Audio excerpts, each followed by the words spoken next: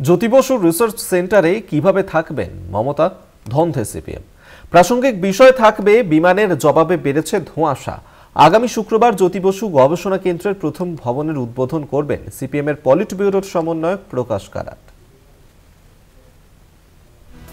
আগামী শুক্রবার রাজ্যের প্রাক্তন মুখ্যমন্ত্রী জ্যোতি বসুর প্রয়াণ দিবস।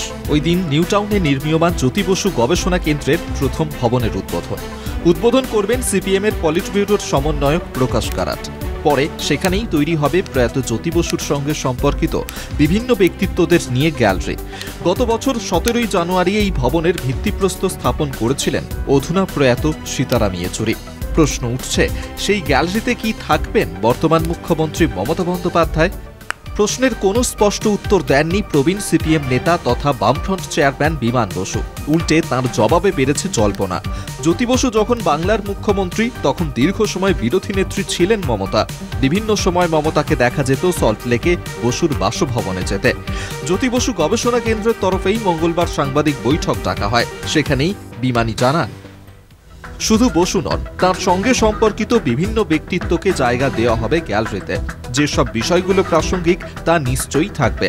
সমাজ সভ্যতার প্রগতির ধারা চলবেই। যেসব বিষয়গুলো রেলিভেন্ট থাকবে তা নিশ্চয়ই থাকবে।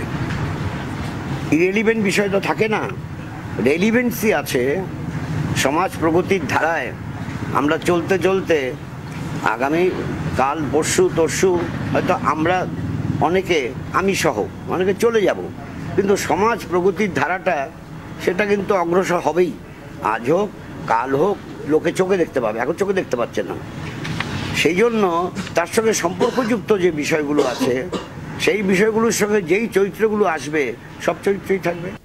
মমতা বন্দ্যোপাধ্যায়ের আন্দোলন ছিল জ্যোতি বসুর বিরুদ্ধে, কিন্তু কেন্দ্রে মন্ত্রী হয়ে এসে মমতা প্রথম প্রণাম করেছিলেন জ্যোতি বসুকে। সিপিএম এর হাতে বারবার আক্রান্ত হয়েছেন মমতা বন্দ্যোপাধ্যায়। জ্যোতি বসুর অবসরের পর বুদ্ধবাবুর বিরুদ্ধে নালিশ জানাতে মমতা গিয়েছিলেন জ্যোতিবাবুর কাছে। কাজেই এই গোটা টানাপোড়েনের বিষয়টি সিপিএম গবেষণা কেন্দ্রের প্রদর্শনী কক্ষে কিভাবে রাখবে তা নিয়েই কার্যত ধন্দে সিপিএম। কলকাতা টিভি।